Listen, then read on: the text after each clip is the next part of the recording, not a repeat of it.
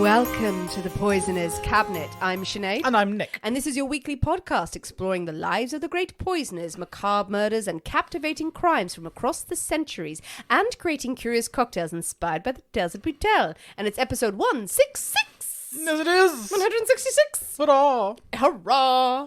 And it's a special one. Is it? Ish. Oh, sad. Oh, it's sad because it's the last one we're ever going to record in Nick's current abode. In my house. In your house. If you are a Patreon subscriber, you know Nick's address now because I let it slip. And then we thought, fuck it, why not? So you will be stalked this week, I think. But yeah, it's the end of an era, isn't it? It is indeed. Sad times. Yeah, I know to everyone listening, they're going, what the fuck are you talking about? We don't care. Get to the murder. But it's significant and we should raise a glass to the cottage that's not made of toads. It's an obscure reference there. Me with my pre-cocktail. You with your Weetabix wine. My lovely wine. Your Weetabix wine. It's a delightful wine. It's not. Why do you like that wine? A lovely wine. I know. It's a Chardonnay he has, and I like a Chardonnay. Because this one's called bread and butter, and it tastes of bread. It doesn't even taste of bread. It tastes of Weetabix. It fucking does. No. Oh, no. No. All right. Well, more for you. Well, exactly, yeah. So, works for me. It was the one time you came in and said, no, taste it first. Yeah, because I knew you wouldn't like it. So I was like, don't pour yourself a glass because it will go to waste. Yeah. Taste that. And you went, ugh. Yeah. Then you threw a cork at me. And then I threw a cork at you. Then you threw a cork at me. You made sure the cameras were off. Or you threw a cork at me. I've learned after 165 episodes, make sure the cameras are off. Well, I'm keeping the cork as evidence. That's it. This is our relationship, people. You think it's all fake for the podcast? Fucking not. Love you. Well, how are you apart from being in a near empty home? That sounds very depressing. It's nowhere near empty, which is you keep saying that. Which is what I'm finding stressful. But I come in and it's bare. It's very... Really not. There's a lot of shit in this house. You've added still. a plant. That plant was not there last week. It was in the other room. Right, was it? So I though? moved it. Oh, okay, fine. Mainly to remind me to say, Sinead, to take this plant. Oh, is it? Oh, can I have it? You can't have it. You can look after it temporarily. I'm going to kill it. As you are doing with all my other plants. Yeah, I am doing that. And they are all fine, by the way. Nothing bad has happened to any of them. So yes, the palm tree, what's the one? The Draconacea. Yeah, the Draconacea is doing well. Is it? Have you killed my plants? No, I just had to give it a lot of plant food. It was not used to direct sunlight. No, nothing is in this house. Because you live in just like a Victorian cottage of darkness. It's just a house of gloom. So. And I put it near sunlight and it started to shrivel. It was like Dracula going, no! It's fine now. It's fine. I fed it a lot and went, oh, please don't die. Nick will kill me. But other than that. Apart from that, it's just World of Boxes. World of Boxes. Soon it will be over. Soon, a week to go. This time next week, we'll be in some sort of state of limbo. We'll probably be recording this from a remover's truck. I have no idea what's going to happen this time next week. Or my house. Or just at my house, because I have a house. Is that? No, you live in a box in the street. And you live under a bridge. It's a lovely bridge. It's a lovely bridge. Sinead's actually a troll. Yeah, how else do I keep visitors away? It's my ideal job to be a troll under a bridge. I'm near water, in the countryside. No one fucking bothers me. Endless goats.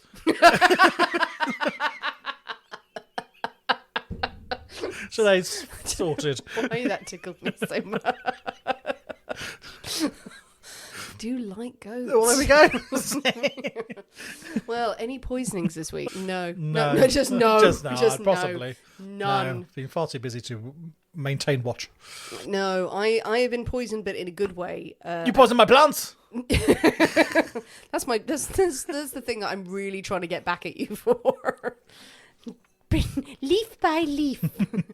No, in a good way, because I don't think we've mentioned it. Is cannot get out of my head the new Broadway recording of Sweeney Todd. Oh, so good. I can't stop listening to it. I mean, I've actually looked at flights. Oh, so have I. So sort of, I'm going to go to New York for the weekend to see this. Yeah, everyone who listens to it, whatever influence you have, we're a fairly big podcast. We have a good gathering. We can do shit for tickets. I mean, this is the thing that we will sell our souls for. Oh, God, yeah, absolutely. If we can have tickets, we'll get ourselves there. Smoking, it's great. Buy cigarettes. Tickets, please. I don't think tobacco companies are sponsoring Sweeney I Todd. don't know. Just a cash lump sum.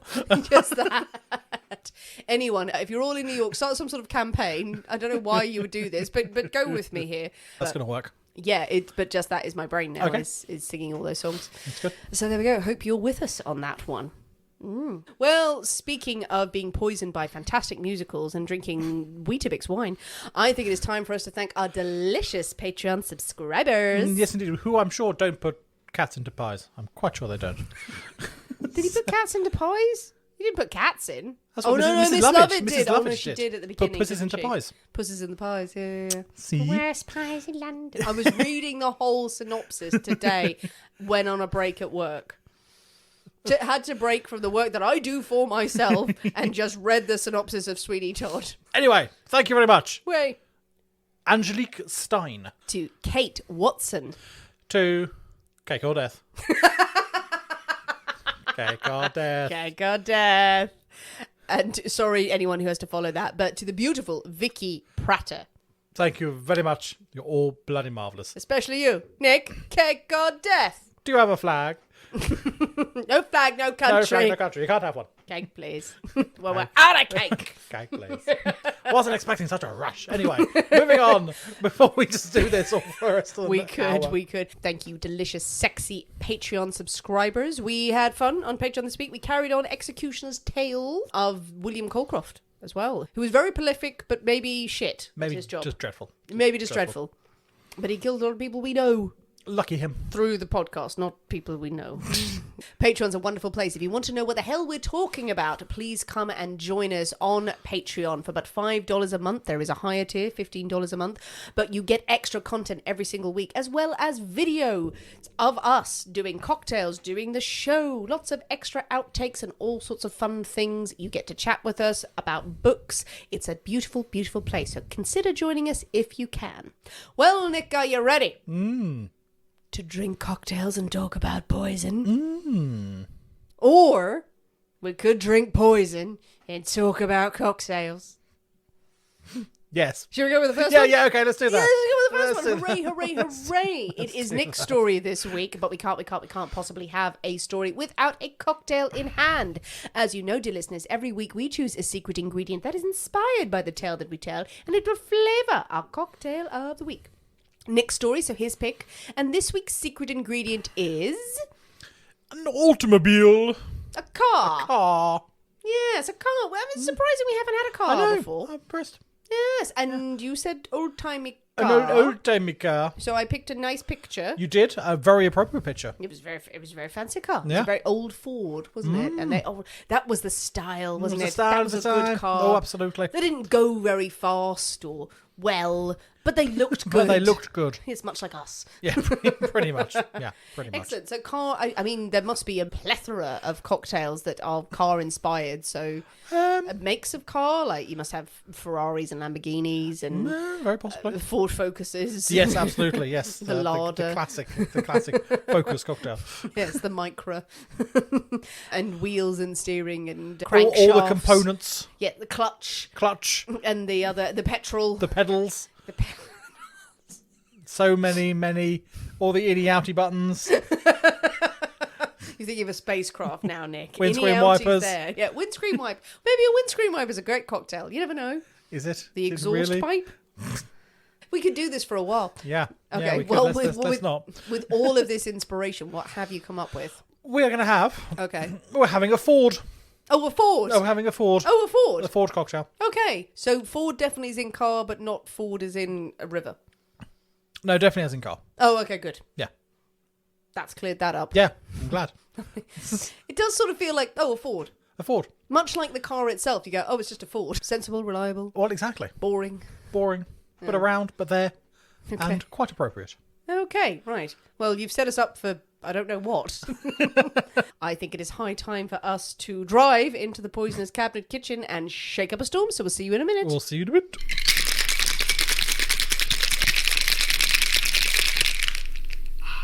And we're back. Hello. So, Nick, we have the The very, very full Ford. It is. You did make them very full. Yes, it's very, very large drink. It has been an absolute joy to see Nick, old lady just walking them slowly, like, don't spill it, don't spill it, don't spill it, don't spill it, don't spill it. And then you did spill it. And I was so glad because it wasn't me who'd done it, because you would have yelled at me.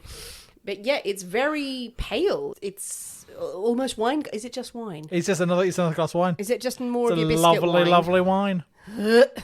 Okay, well, it's very full, which promises a lot. It promises quantity. It's quantity over quality. It's very Ford, to be fair. Yeah, mass-produced and sort of like, yeah, it's reliable. Tain't fancy. Sorry, I know a lot about Ford, seemingly. Apparently so. I really don't. That's very basic knowledge. But anyway, I think we should dive in. Let's give it a go. Can we bear to lift it? For it is so full. Slowly. Okay, Merry Christmas.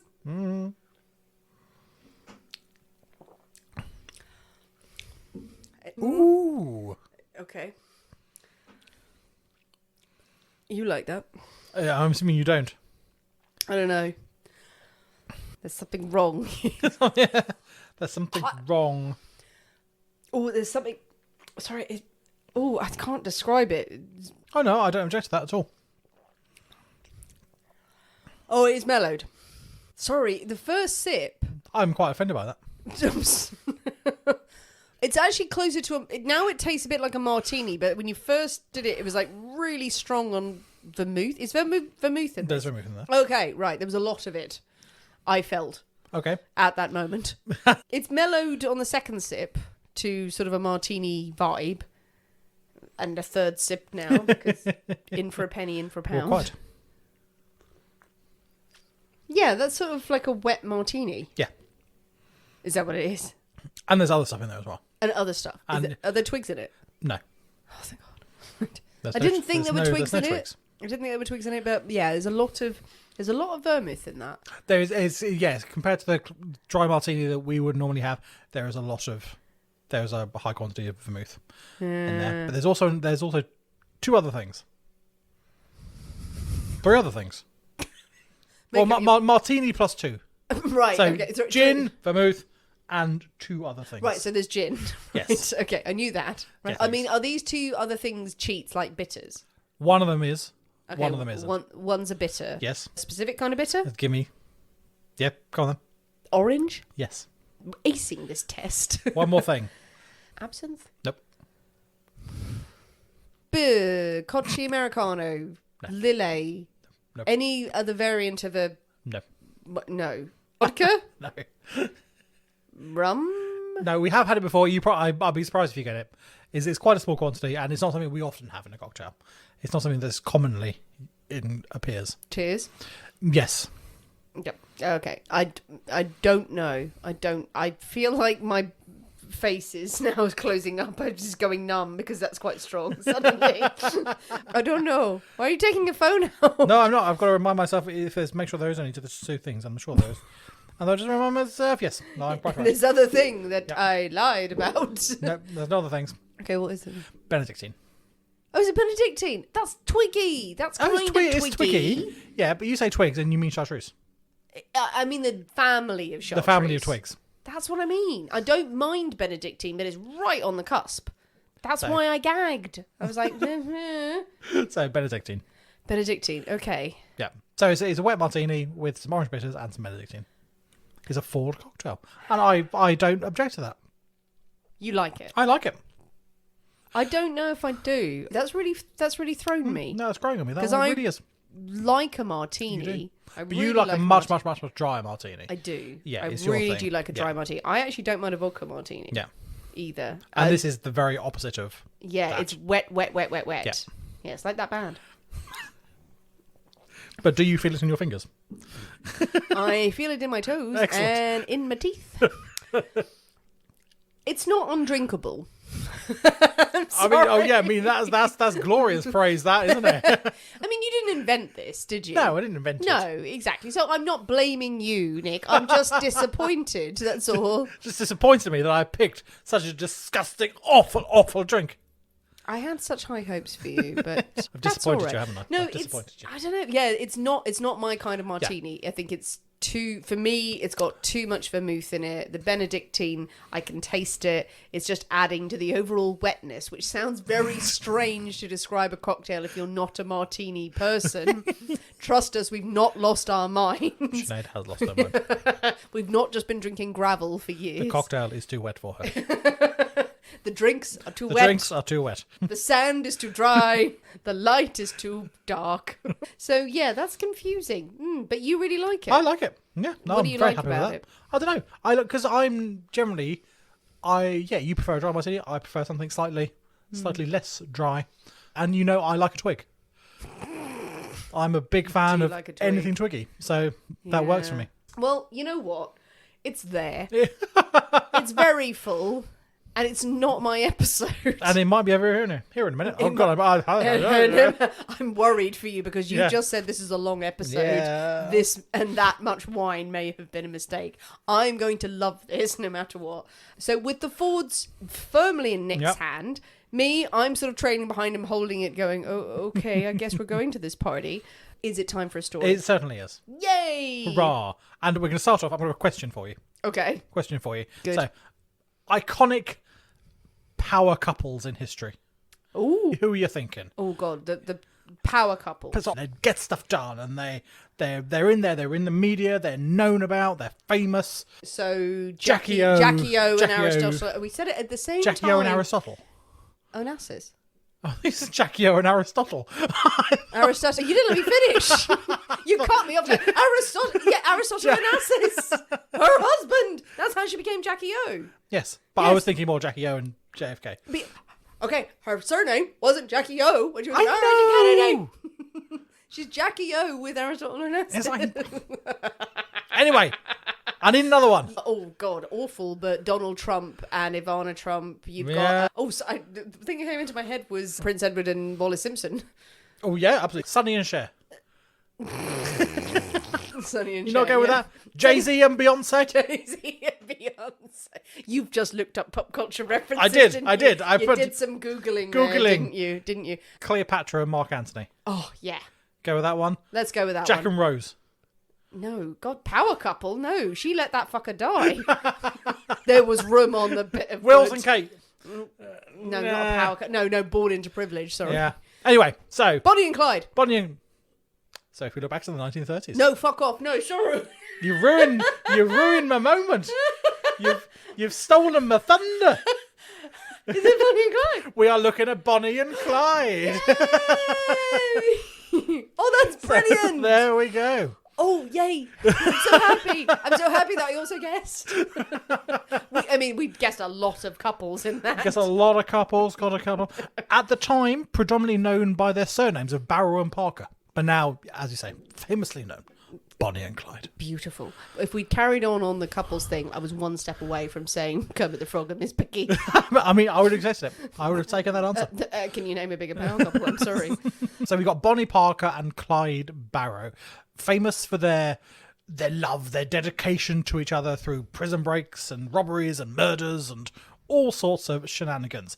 And they have been romanticized as this young couple in love, doing what they had to do to survive during the harshness of the Great Depression, 30s America.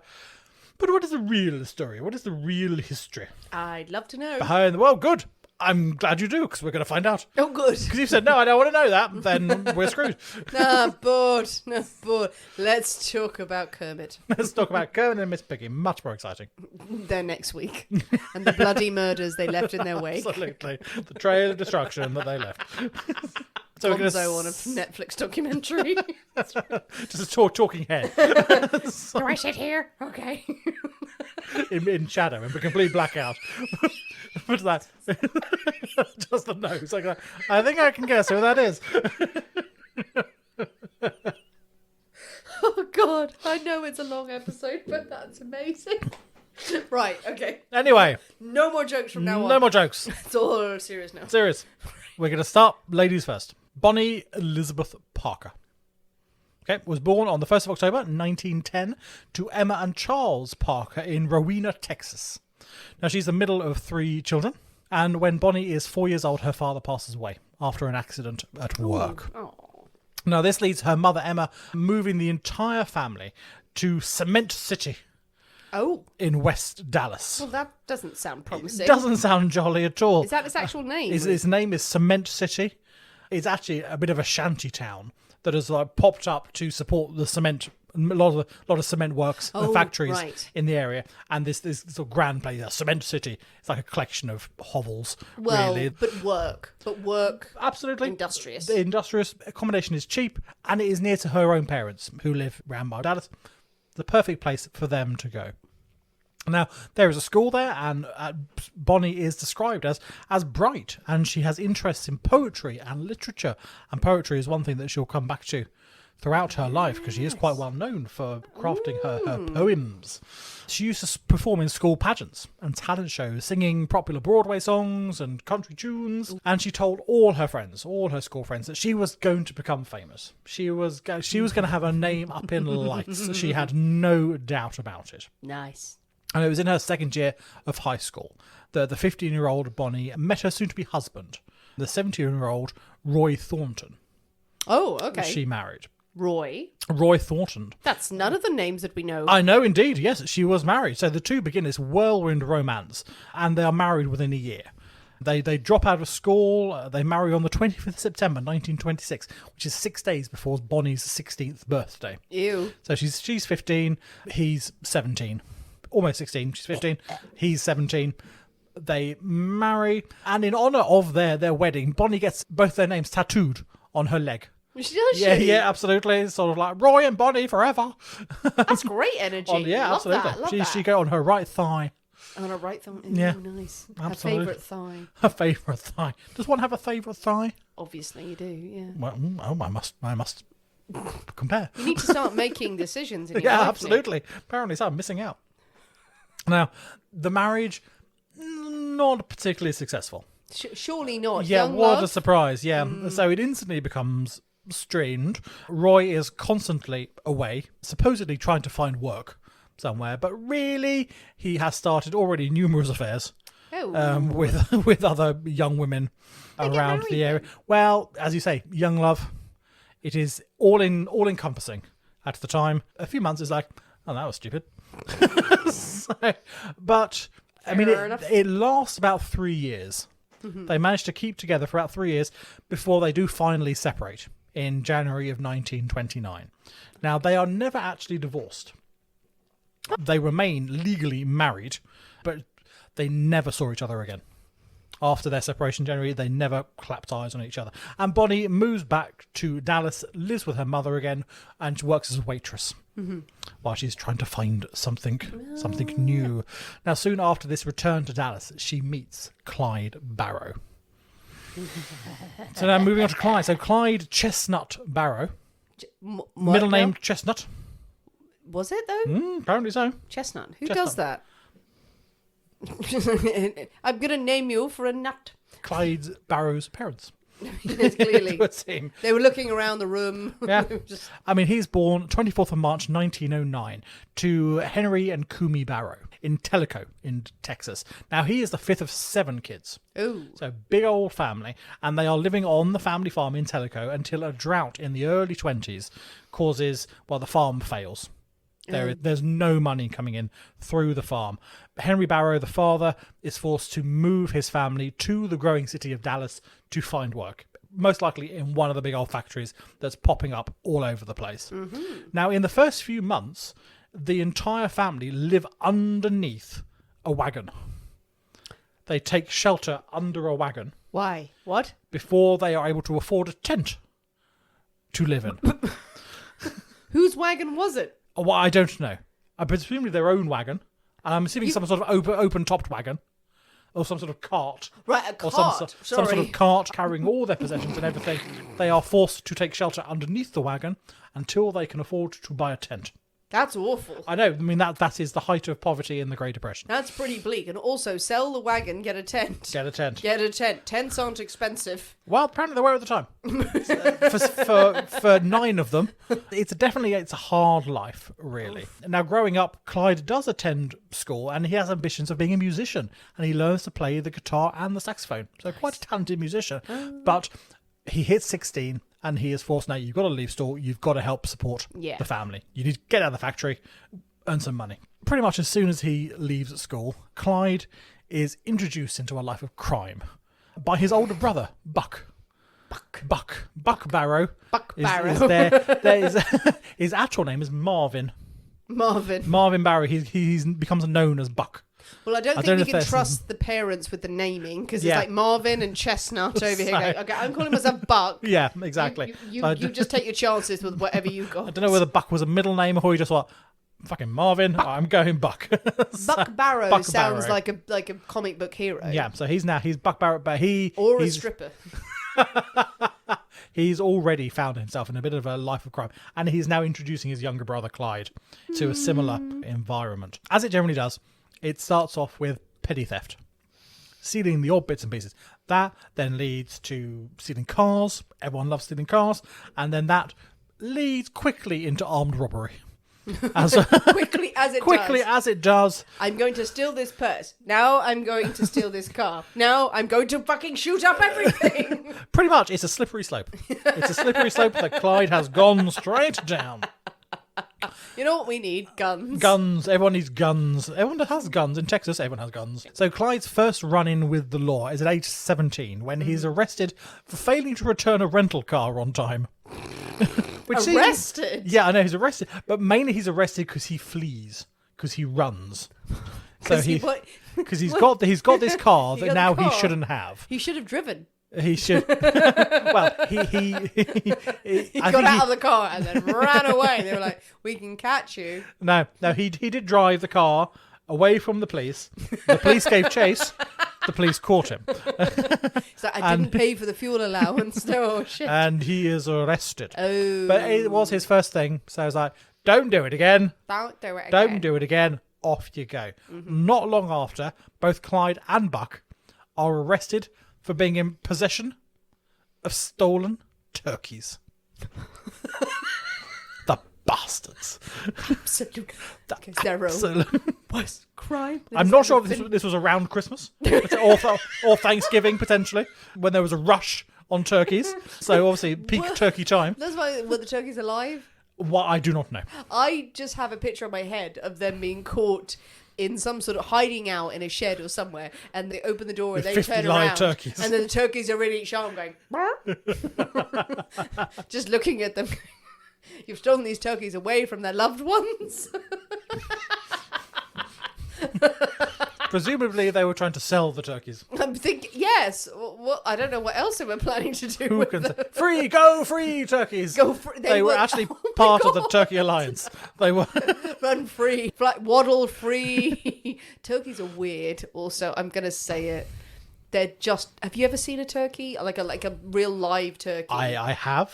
They're odd. Okay. They're very possessive, actually. That I've not become so close to. No, it's true. I closely went to an attached animal sanctuary. This is not a long story.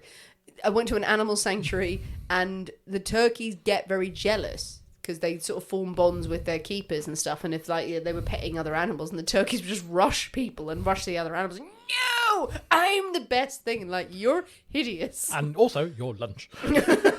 That's not really the vibe of an animal sanctuary. If Animal you went sanctuary? there- Probably not. No. I wasn't going to a farm. You'd go to an animal sanctuary going, Yes, you dear. look better with bacon on your back. Terrible.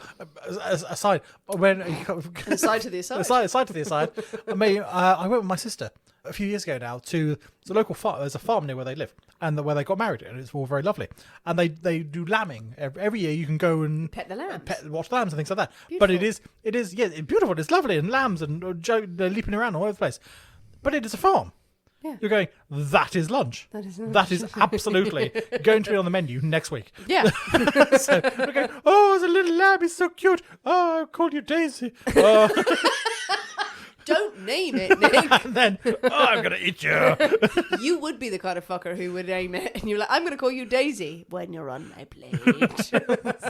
Don't just have some sort of fantasy that lamb lived. Lived a lovely and long. No, he didn't. Whereas the back. brothers were with the turkeys going, run, They were turkeys. They were having a grand old time with the turkey. Jesus, you made it sound weird now. Right. So, Gobble, gobble. so throughout 1927, 1929, Clyde, now he does actually hold down several legitimate jobs. Sort of labouring and working in factories and stuff like that. But he finds they are incredibly dull. So very boring. Hey, work is dull. Work is dull. Cracking safes, Terrible. robbing stores, stealing cars. So much more fun. Adrenaline. So much more lucrative. Much easier. So after 1929, he seems to have decided that jobs are for suckers. Fuck that. The real money's in crime. Famously it is. Yeah, absolutely. So now we come to a fateful day when Bonnie met Clyde. 5th of January in 19... Now, Bonnie is caring for a mutual friend, Clarence, who has broken their arm. Clyde decides to pay a visit. Bonnie is in the kitchen mixing up some hot chocolate. Oh, okay. Apparently at the time. We could have had hot chocolate. We could have had hot chocolate. So she's in the making- kitchen, yeah. mixing up at her saucepan, mixing up some hot chocolate. In walks Clyde. It is love at first sight. Their eyes meet across the simmering milk, and it is... That's excellent. Just made that up. Did you just make that? I thought you'd written that down. No, I made it up. That's Oh no, completely, this is the stuff that completely dark out- romance novels are made of, Nick. Tell us every little detail. Yeah, they are smitten with each other. He's a bad boy. Oh, indeed. Now, the following weeks, the pair spend nearly all their time together. Nearly every single moment is spent until this budding romance is interrupted by Clyde getting arrested and sent to jail for multiple charges of auto theft, Right. which is going to put a dampener on any relationship. A bad boy. I can set him straight. And Bonnie seems convinced exactly of that. This is where she actually commits her first known crime, is Bonnie. And she smuggles in a gun to the prison where Clyde is being held. Fair play. Well, I don't know, in a big cake, in a turkey, in a hat, I don't know. And a turkey. It was definitely in a turkey. I brought you your favourite turkey to see you. The turkey is not doing well. Turkey is not happy about it. She smuggles in a gun and manages to pass it across to her lover. On the 11th of March, Clyde and some number of his cellmates escape Great. from the prison.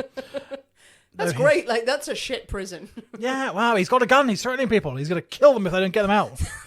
They're all running across the field going, well, we couldn't stop him. He had a gun. We all have guns. They're off. Whee. Very exciting. Running across the field. It doesn't last very long. Shocking. No, he's recaptured within a week. I thought it'd be about Yeah, 20 minutes. No, he lasts a week. Okay. And then they track him down. Fair enough. And he is sentenced to 14 years of hard labour. Fair. Now, this is at Eastham Farm State Prison. Eastham Farm is notorious for being a brutal and deeply unpleasant place. Oh, cool. Prisoners are routinely mistreated. They are subjected to backbreaking labour. The prison, say it's called Eastham Farms, they have cotton fields as part of the prison. And yeah, all the inmates are expected to work hours in the fields. Hours. No recompense whatsoever. It is a horrible, horrible place. Clyde himself he is repeatedly sexually assaulted by another inmate in the prison. Oh, mate. And one day, obviously, something snaps. He's had enough, and he retaliates by attacking his tormentor with a metal pipe and actually crushes his skull, this chap, and instantly kills him. Then that is Clyde's first murder. But another inmate who was already serving life claims responsibility for the act. Okay. So this other chap says, I'm in here anyway. Fuck it, I did it. What are you going to do? You're going to... Another life sentence? So someone else takes responsibility for this crime. At the end of January 1932, Clyde has had enough. The labour in the fields is horrendous. And in an effort to avoid this, Clyde purposely has 2 of his toes amputated. Now, whether this is self-inflicted or he persuades another inmate to sort of assist in this amputation, I don't know. But because of it, he walks with a limp for the rest of his life, and he is quite severely injured, so yes, he can't be sent out to the fields to work anymore. However, without his knowledge, his mother, Kumi, now she has been busy on the outside petitioning for her son and has already successfully arranged for her son's release. Okay. from prison. Well, he's just amputated his toes. In February, No. he is granted parole Oh, by shit. the Texas governor and released from prison. And this is 6 days after he chops his toes off that he is released, thanks to his mother's efforts. That's horrific timing, obviously. But also, what goes through your mind? What must he have gone through in prison? I'm not necessarily trying to elicit sympathy here, but to go to those lengths, I mean, he is to obviously not work, to mutilate yourself. he has had a horrendous time. Obviously, he's been assaulted That and is attacked horrific. by another Yeah. inmate repeatedly. As the Yeah. stories go, and yeah, it is not a nice place. It is an appalling place. So he this just doesn't want to prison. be out there. So with he it. can't be out there Jesus. for 16, 18 hours a day in the fields. It's in the basically boiling sun. in the heat of the full on sun. And cotton picking is a... Yeah, absolutely. I mean, it's replaced. It is a different form of slave labour. Pretty much the prison It's the population. same. It's the same. It's the prison population. Yeah. Is now performing those same tasks. Yeah. But now he's out of it. His mother, he's free. His mother has managed to petition the courts, and she's got him out. He was like, Bonnie you couldn't have written a letter. a week earlier. A week earlier, it would have been great. She was trying her best. Well, she really was. Leave absolutely. your mother alone. But now Bonnie and Clyde are reunited. Oh. And Governor Sterling quickly comes to realise he's made a big old mistake in granting parole on this one. Just over a month after Clyde's release, a series of robberies and burglaries and murders begin that will go on for 2 years. Wow. Now, we do think of Bonnie and Clyde as a couple against the world. But actually, they operated as part of a large crew. There was them, and there were others in the gang. Now, they're known as the Barrow Gang. Yes. So Clyde's surname is Barrow. So they are known as the Barrow Gang. Now, other members include Clyde's brother, Buck, and Buck's wife, Blanche. We also have William Daniel Jones, another chap, Raymond Hamilton, Henry Methven. All these people who are core contributors to the gang. There are a few others who come and go, but that's the core sort of group. Nice. On the 19th of April, Clyde, Bonnie, and another chap, Ralph Fultz, they attempt to rob a hardware store in Kaufman, Texas. Now, they're aiming to add the store's firearm collection to the gang's increasing armoury. Now, unfortunately, the three are spotted going into the store by a police chief David Drennan. He also sees them running out a few minutes later, being chased by an irate store owner.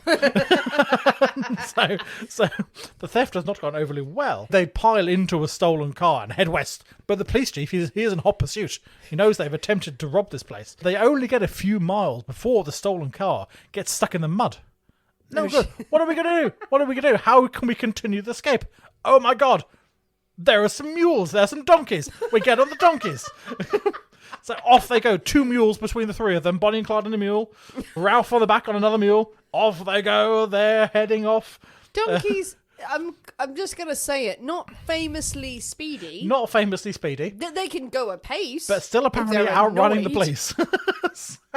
I mean, the police were were the police in cars on foot? What were the police on? I don't know, but Mum assumed they have perhaps done some sort of diversions and sort of lost them, so the police don't even know exactly where they are. They're now on donkey back. They're on donkeys and they're throwing carrots behind them to distract the police officers. they're The police officers are too busy on the coconut shy to chase down the donkeys. I mean, donkeys are great. Love donkeys. Yeah.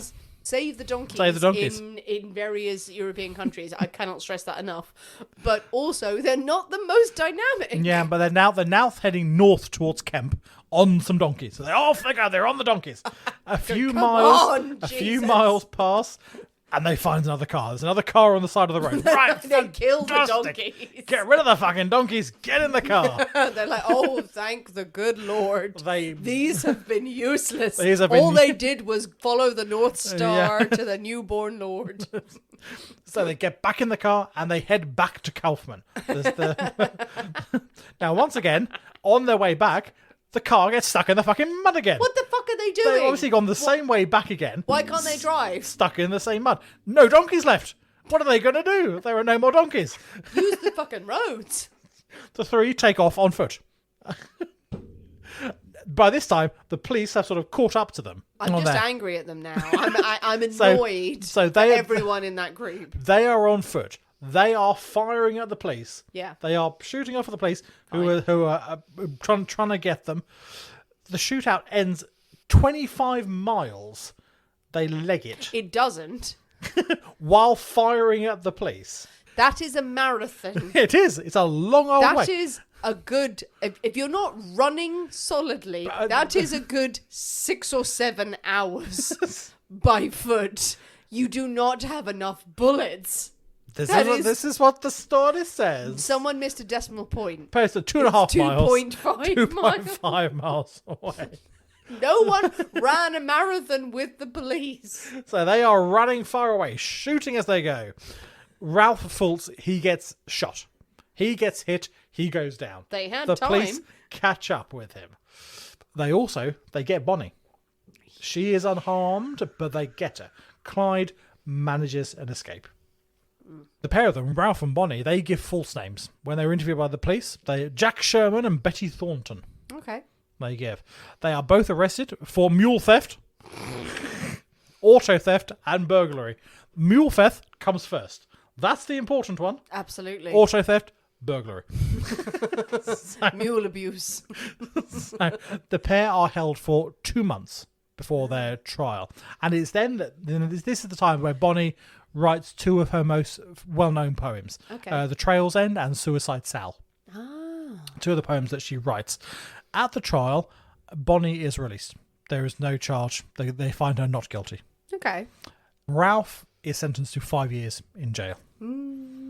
Bonnie is free to go. Now, whilst Bonnie and Fultz have been held in jail, Clyde is free to do as he pleased. And so, of course, a bit more mayhem was on the cards. 30th of April, two gang members, Ralph Hamilton and Frank Claus, they pay a visit to J.N. Butcher's shop, which is a general convenience store. It's shortly after midnight on the 30th. And Butcher and his wife, Medora, they are fast asleep, and there is a big old banging at the door. They go downstairs, open the door. The men claim that they want to purchase guitar strings.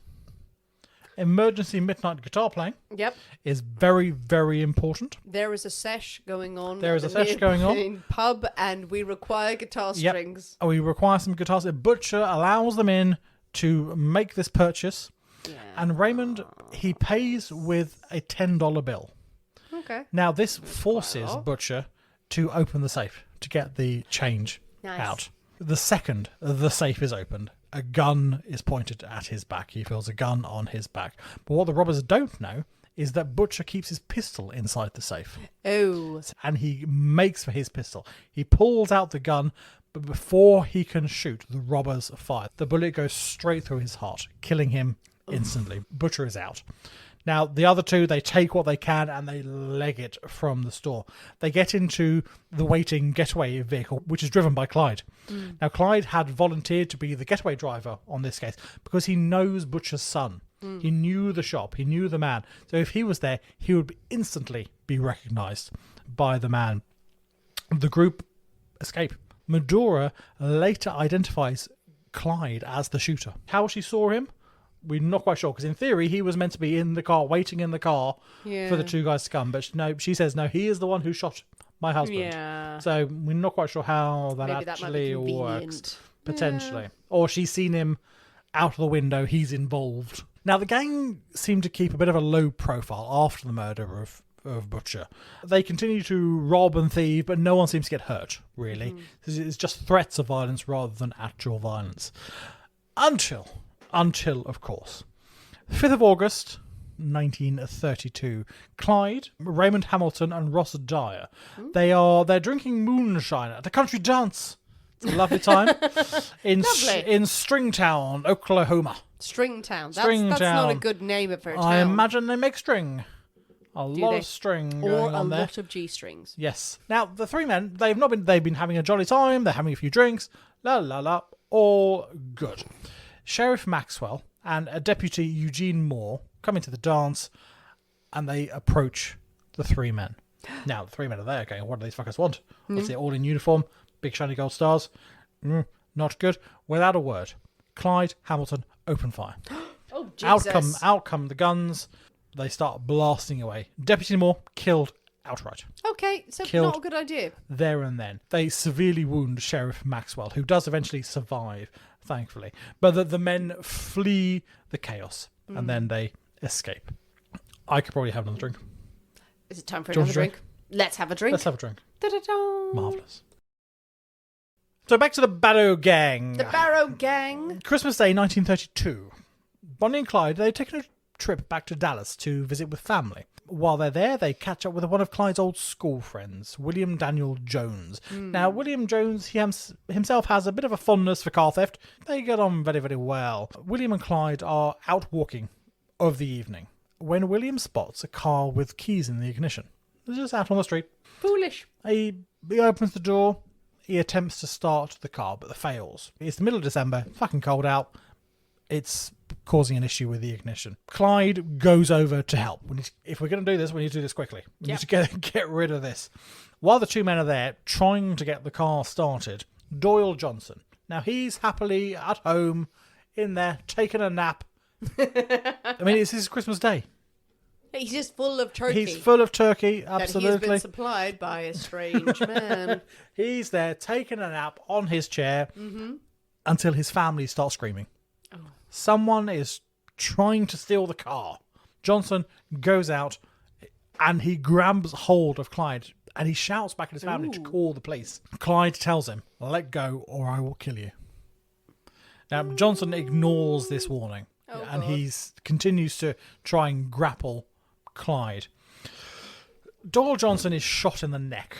Oh, God. Oh. Clyde and William drive off, obviously having started the car. Finally. They drive off into the distance. Doyle Johnson dies the next day in hospital. Boxing Day. Happy Christmas to the Johnson family. March 1933.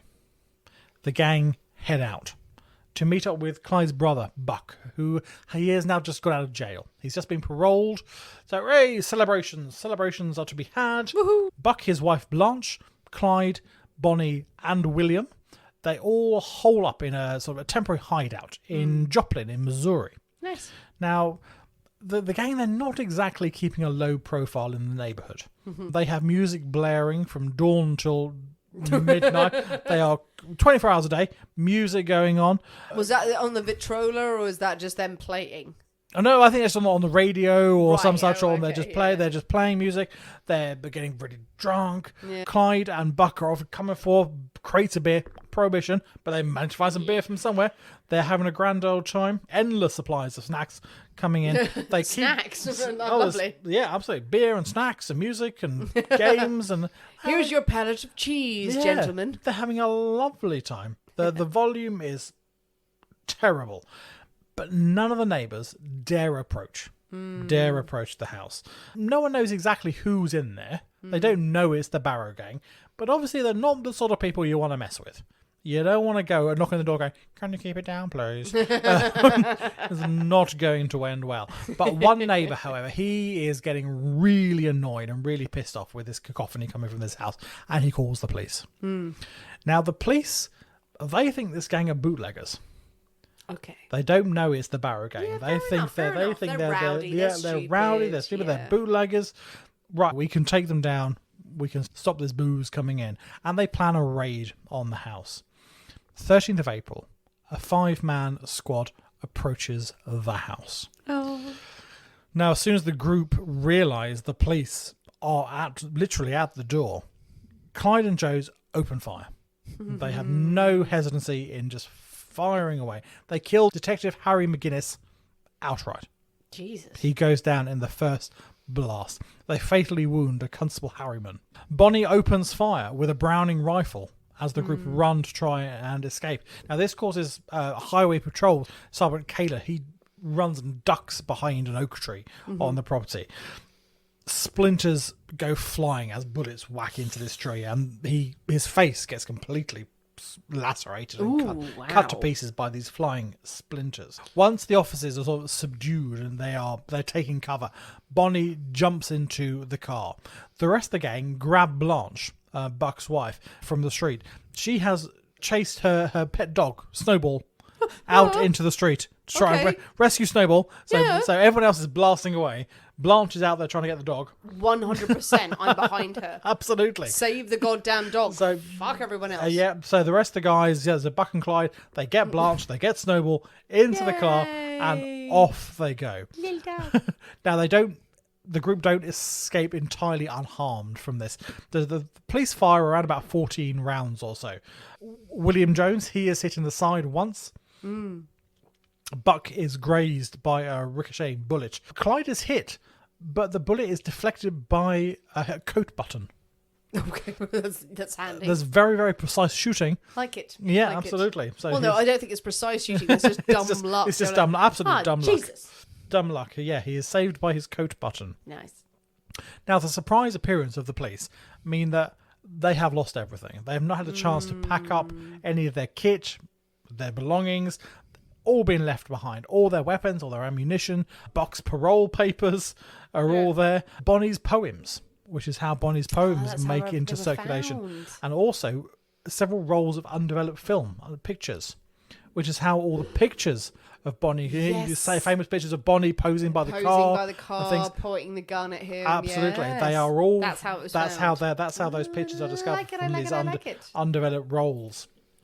There, now say these pictures become front page news across the country. There's a very famous one, and Bonnie, she's got one foot up on the car, and she's got a cigar in one hand and a pistol in the other, splashed across all the papers in America. But it becomes now a lot more difficult for the gang to go around sort of unnoticed, slightly under the radar. And now their pictures are in the papers. On the 10th of June, so only like a month after all this happened, Clyde takes a V8 Ford for a joyride.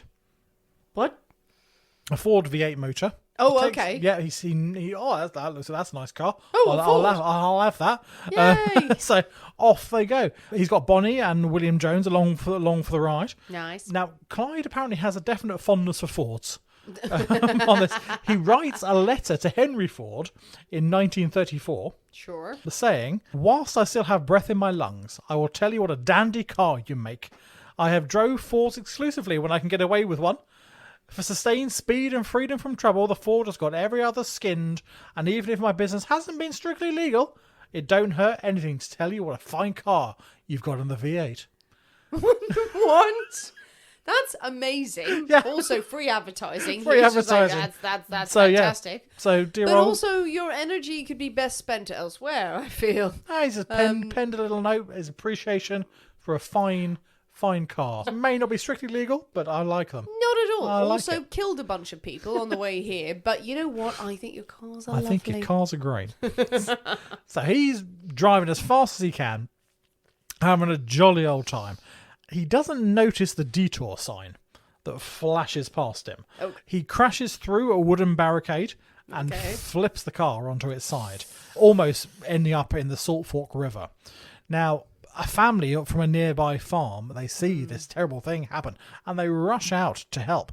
They pull Clyde and Jones out of the windscreen, and the second they're free, they are much more concerned about getting all the guns out of the boot than Bonnie, who's still stuck in the car. And she's got some real injuries. She's got some severe burns to her right leg. The farmers, they carry Bonnie to their home and they try and treat her burns as best they can. Clyde is refusing to call a doctor. No one can know about this, despite the fact that they can see bone. Jesus. That's how severe these burns are. Okay. So you really do need to call a doctor. You really should get someone out here. One member of the family drives to the nearby town of Wellington to inform the county sheriff and the local doctor that this accident has happened. They don't know who it is that this accident happened to. Just, it's a terrible accident. You need to come. Someone has a bone. You need to come over. You can see their bones. That's not normal. County sheriff George Corey and the town chief Paul Hardy, they all pile back to the farm to see what's going on. Now, when the group they return, Clyde points his rifle at them. As soon as they enter the house, Clyde is there with his rifle. William is there with a shotgun next to him. Okay. The pair, they force these two officers into the backseat of the car that they had arrived in, and they load Bonnie into the middle of the front seat. Clyde drives off Jones in the passenger seat, so with these two officers behind them. Now, after a few miles, Bonnie is in such pain, sitting in the wedge between the two of them there with her leg oozing and bleeding and in a lot of pain. They move her to the back seat, lying across these two police officers, sort of to try and make her a bit more comfortable. Clyde eventually stops at a prearranged meet-up point where they were supposed to be meeting with Buck and Blanche. After a quick discussion, Buck and Clyde, they decide they're not going to kill the policeman. The policemen have actually been very good to Bonnie. While she's been lying across them in the back of the car, they've been taking care of her. They've been looking after them. So, well, that's nice. Fine, we shan't kill them. We shan't kill them. Let's not kill two police officers. I don't think add that to their record. Yeah, I think that doesn't bother them so much. No, it's not. I suppose they killed the other policemen. But they're there. No, they've been nice. So instead, they handcuff these two police officers to a tree, wrap them with some barbed wire. Okay. To go around, so they ain't getting out anytime soon, and then off they go.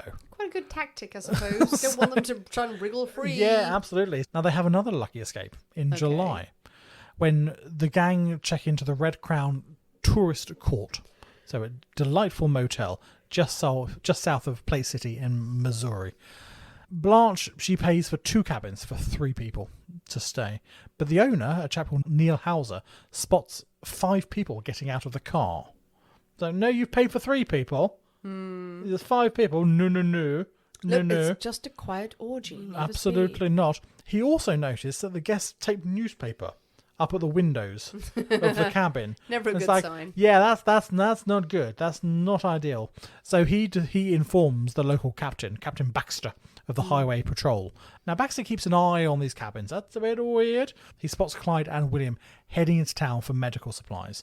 So now he knows it's the Barrow gang that are holed up in this place. He's seen them with his own eyes. Captain Baxter and the local sheriff, a chap called Coffrey, they request reinforcements from Kansas City. They are taking no chances now. They are known to be evil bastards, this gang. We need all the armory we can get. They have numerous state troopers. They have an armoured vehicle. They have an armoured car going on there. The officers are armed with Tommy submachine guns.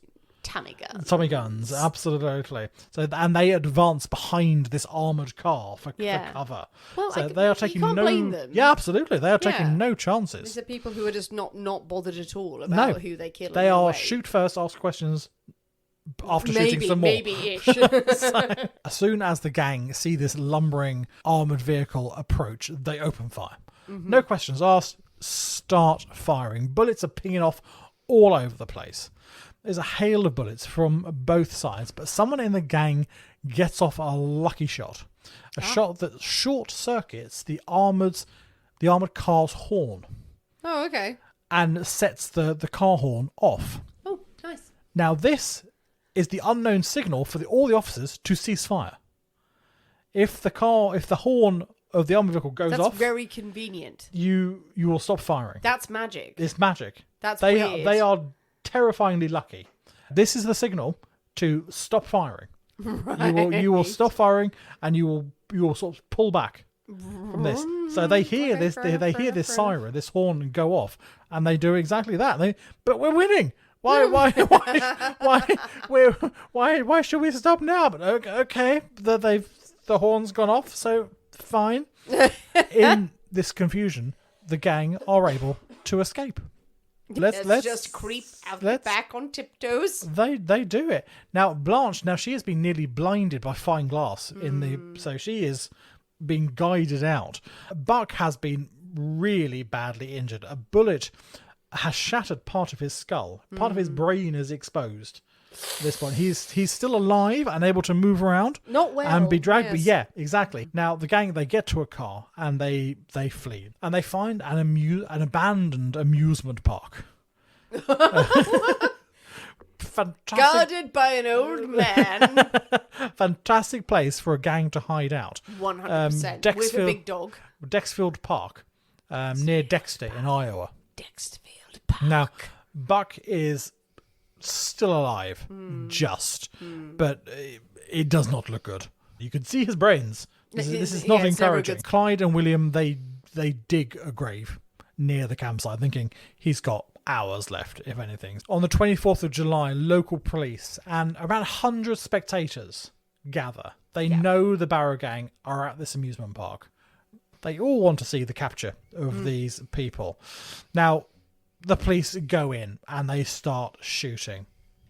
Under fire, Bonnie, Clyde and Jones manage to escape. They manage to get away again. Buck and Blanche, not so lucky. Buck is shot again. He's shot in the back. Yeah. It seems like they got away at the expense of other people. Yeah, It doesn't absolutely. seem like miraculously they got away. Like other people were drawing fire and they were like, "You draw fire while we will work out another plan." Run. Yeah, they are throwing people in the way of these approaching officers. Yeah, so Buck is shot again, shot in the back. Blanche is unharmed, but they are both arrested. Buck dies about 5 days later. 6 weeks go by. And the remaining gang, they continue to rob and steal while they are on the run. They're still trying to escape. They're trying to rebuild what they had and what all they had left behind. This continues till early September. Bonnie and Clyde, they go back to Dallas to visit family. William goes down to Houston to see his mother. On the 16th of November, after spending a month or so at home, William hands himself in. Ooh. So who knows what his mother has said, what his mother has persuaded him to do. But it's like, no, you will not do this robbing and murdering people anymore. You will turn yourself in to the police. Either that or his mother was a terrible cook and he was like, I can't take any more of this. Take any more of it. The prison is the best. But now it is Bonnie and Clyde against the world. Now it really is just the pair of them. Yeah. 16th of January 1934, Clyde orchestrates the escape of Raymond Hamilton, Henry Methvin, and a couple of others from Eastern State Farm, the prison. Joe Palmer, one of the escapees, shoots a Major Crowson during the escape. This man also dies a few days later, and the responsibility is pinned on Clyde. Over the next few months, the police kill every one of the escapees. Former Texas Ranger Captain Frank Hammer.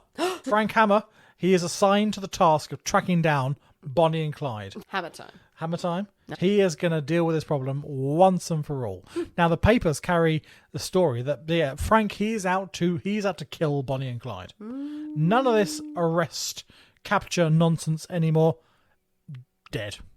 No dead or alive, just dead. Just dead. just dead. He killy man of the horrible people. On the 1st of April, Clyde and the last surviving escapee, Henry Methvin, they kill 2 patrolmen, Murphy and Bryant, near Grapevine in Texas. Now, these murders are what finally makes the public go, for fuck's sake. Before, it had been a bit of a romantic story behind that. Now it's just like, now you're just killing people for the fun of killing people. And you're killing police officers because you want to kill police officers. Yeah. It's not on anymore. Public opinion entirely sways, and they view this couple now as monsters. An eyewitness comes forward saying that during these murders of these 2 policemen, that Bonnie and Clyde, they fired the fatal shot, and that Bonnie laughed as she fired. This eyewitness account changes several times throughout the investigation. So many times that the police are forced to go, no, you're talking bollocks. But of course the papers have already run with it. The public believe it all. A few days later, the newspapers post photos of one of the policeman's fiancées wearing her wedding dress at his funeral. That's fucking drama. Sorry, That's what? a lot of drama. She wore her wedding dress at his funeral. Her wedding dress to be. So she's her fiancé, they're not yet married. She's obviously bought her dress in preparation for the wedding. Oh, okay. Is that better? I don't know. I don't know. imagine them already being married and then she wore the wedding dress at the funeral. She was wearing her... That's just weird. So, yeah. No, that's weird. You don't wear your wedding dress to be at the funeral. That's someone who was screaming, the attention all needs to be on me. I was going to have my big day and now I'm having it. Fuck the guy in the ground. Well, it worked. She was across every paper I'm not surprised. in the country. I'm not surprised. Hopefully some of those headlines going in poor taste. Jesus Christ. Oh, I do quite like that energy. Yeah, absolutely. I But quite just- like it. just like, I would do no, that. I'm wearing my wedding dress. I've never had a chance to wear it. I Yeah. paid for it. I'm going to get one use out of it. Oh, God. Yeah, 100%. 100. Wear your wedding dress to other people's weddings, people. Just to see what happens. After that, the public are now demanding that the Barrow Gang be brought to justice and be punished. The Highway Patrol put out $1,000 reward, saying the money is only for the dead bodies of the Grapevine Slayers. Nice. Days after this bounty is issued, Clyde and Henry Methven, they kill 60-year-old Constable William Campbell near Commerce, Oklahoma. After they kill him, the group kidnap Police Chief Percy Boyd and drive him across a straight line into Kansas City. So they now kidnap the police chief. They release him with a message. Bonnie orders that Boyd has to inform the public, has to inform the newspapers, that she doesn't smoke cigars. Right. That's it. That's it. That's it. That's it. No concern with the murderings and the None of robbings that. and all I that. don't smoke cigars. That is a lie and slander, sir. There's a picture of me smoking cigars. I don't smoke cigars. How dare enough. you? That's How the hill da- you'll how- die on. That's the hill she's gonna go on. Yeah, everything is fine, but no, I don't smoke. By May 1934, Clyde has 16 warrants out for his arrest, multiple counts of robbery, theft, escape, murder across 4 different states. As the gang travel across country, Frank Hammer is plotting their every move, trying to predict where they're going to end up. He works out that they tend to sort of follow the edges of states. They're never in the they're always around the edges. He also notices that whenever they pass by family, they always go and visit family when they can. He tries to set a trap. He learns that the group are planning a visit to Louisiana to visit Henry Methven's family. Now, Bonnie and Clyde drove separately. Henry Methven drives his own vehicle, but they all agree to meet at Henry's parents' home in Louisiana. Hammer is going to take him down. And he forms a posse of Texas and Louisiana officers. On the 22nd of May, they set up a roadblock by the Louisiana State Highway 154, just south of Gippsland. The first to fall into the trap is Henry. He is arrested. His truck is pushed off the road to look as if it's broken down. All part of a cunning plan. Obviously, it's not Henry that Frank Hammer really wants. He wants Bonnie and Clyde. 9:15 the next morning, the sound of a Ford V8 engine fills the air, and the car that Hammer and his men are expecting begins to speed down the road towards them. Now, as expecting, the car slows as the driver seems to spot Henry's truck on the side of the road. As the car is slowing, the police open fire. There are no questions to be asked, no stop and search, automatic rifles. Clips are emptied before the car is even level with the roadblock, the ambush. According to one Texas officer, he remembered hearing Bonnie scream as she went past. When the rifles were out of ammunition, the shotguns followed, firing into the car as it rolled by. It rolled to a stop about 50 yards away, ended up in a ditch, smoke billowing from the engine. As the police approach, out come the pistols, empty their pistol clips into the car. They are taking no fucking chances with any of this. Neither did Bonnie and Clyde. Well, no, absolutely. Yeah, no, they're making sure that these fuckers are dead. Yeah. Indeed. Over 130 rounds are fired into the car. The coroner later identifies 17 entrance wounds on Clyde and 26 on Bonnie. Okay. Any number of which would have been instantly fatal. Yeah. News quickly spreads of this ambush. What has happened. Yeah. And a crowd starts to gather terrifyingly fast. Before the car can be removed from the ditch, people are arriving. Several of the officers, they go to inform their superiors, to try and make arrangements to get the car towed away. They leave 2 officers on guard. These officers, they quickly lose control of everything, of the crowd that's building. One woman is cutting locks of Bonnie's hair off, on now. cutting bits of her dress off. They find another man trying to cut Clyde's trigger finger off his hand. That's level of weird. It's a delightful souvenir. That's weird. Yeah.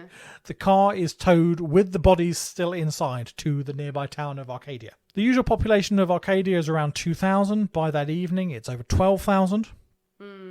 With people arriving by train, horse, buggy, whatever they can, to come and see the infamous Bonnie and Clyde.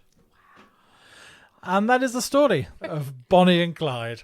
Brilliant. Yay! Fantastic. But it is fascinating. It is. Because we only have them in legend and this sort of passing references to them of like, oh, this legendary couple who loved each other so much but they killed a shit ton of people. Yeah. And how they were caught. 14 people. 14 people. 14 people. Yeah, and we're not unhappy about it. Part of a gang, very important to stress that it wasn't just the two of them. The manner in which they died is very famous because the death car, I believe, went on tour. Oh, yeah, it is now in a casino in Las Vegas.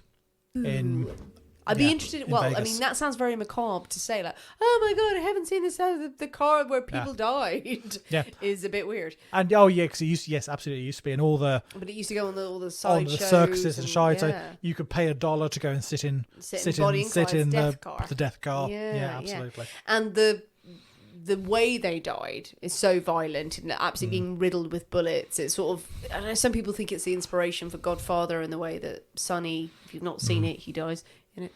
If anyone was planning to watch that tonight, going, spoiler. Well, that very, very famous scene in that film. Yeah, a fascinating story of a couple who were part of a gang who killed a load of people. Killed a lot of people. Some interesting methods to catch them as well. But it's been really highly romanticised. Oh, it really has, because they were stupidly lucky for a lot of the time. Yeah. They were not master criminals.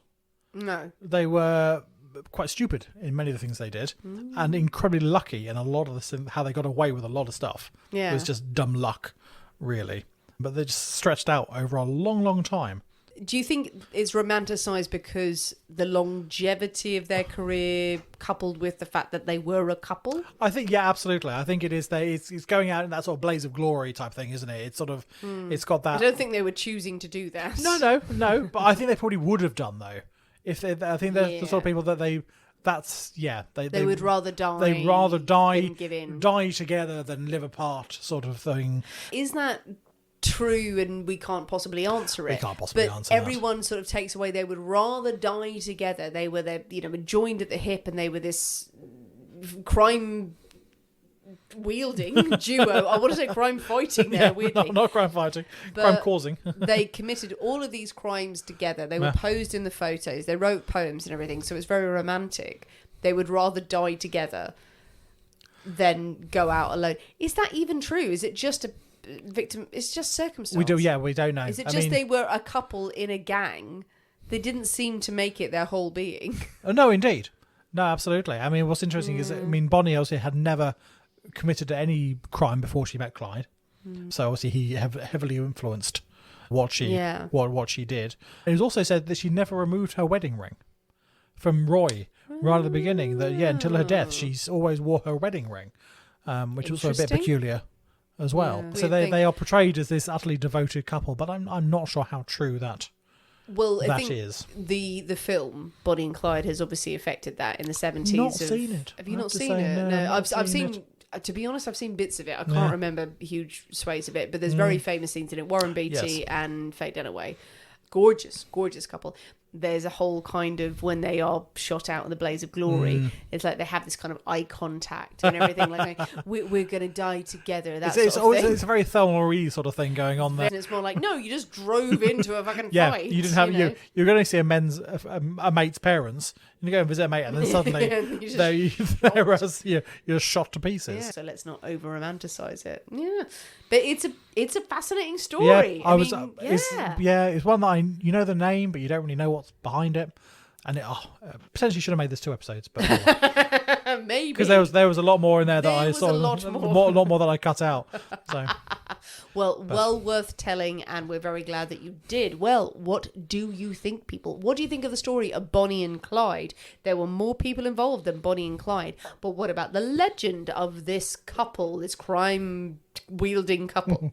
Got to think of another word from that. What do you think about their motives? What do you think about the romance and the folklore that's told about it? Do you know more stories about them? Tell us what you think. Jump on the comments of this episode. Tell us your thoughts, your theories, your feelings, your musings, if you will. And also anything else that we may not have uncovered in this episode. But most importantly, for Nick, certainly, you must mix up the Ford. The Ford.